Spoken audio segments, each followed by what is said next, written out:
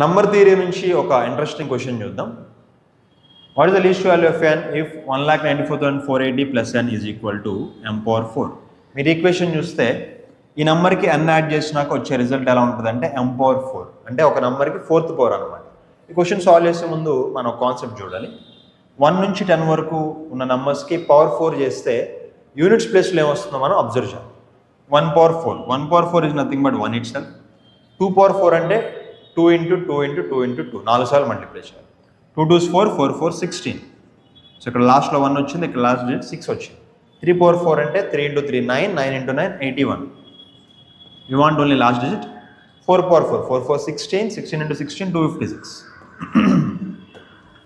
5 power 4, 5కి ఎన్నిసార్లు multiply చేసినా మీకు లాస్ట్లో 5 వస్తుంది. 6 power 4, 6 into 6 36, 36 into 36 చేస్తే మళ్ళీ 6 వస్తుంది లాస్ట్లో. 7 into 7 49, 49 into 49 లాస్ట్లో 1 వస్తుంది. 8 power 4, 8 into 8 64, 64 into 64 లాస్ట్లో 6 వస్తుంది. 9 power 4, 9 into 9 81, 81 into 81 లాస్ట్లో 1 వస్తుంది. అండ్ 10 power 4 ఎన్నిసార్లు మల్టిప్లై చేసిన మీకు లాస్ట్లో 0 వచ్చింది.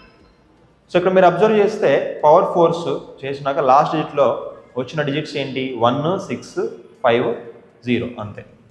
సో 0 1 5 6. పవర్ 4లో మీకు లాస్ట్ డిజిట్స్లో ఇవి మాత్రమే వస్తాయి.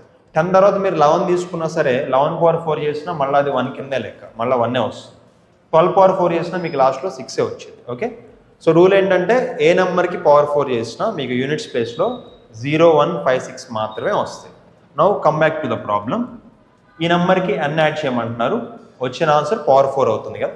పవర్ 4 అవ్వాలంటే ఈ రిజల్ట్ మీకు లాస్ట్లో కంపల్సరీ 0 కానీ 1 కానీ 5 కానీ 6 కానీ రావాలి. ఇందాకే చూసాం. ఓకే, ఇప్పుడు ఆప్షన్స్ తీసుకోండి. ఏ యాడ్ చేస్తే అంటే 1 యాడ్ చేస్తే మేము ఇక్కడ మీకు లాస్ట్లో 1 వస్తుంది.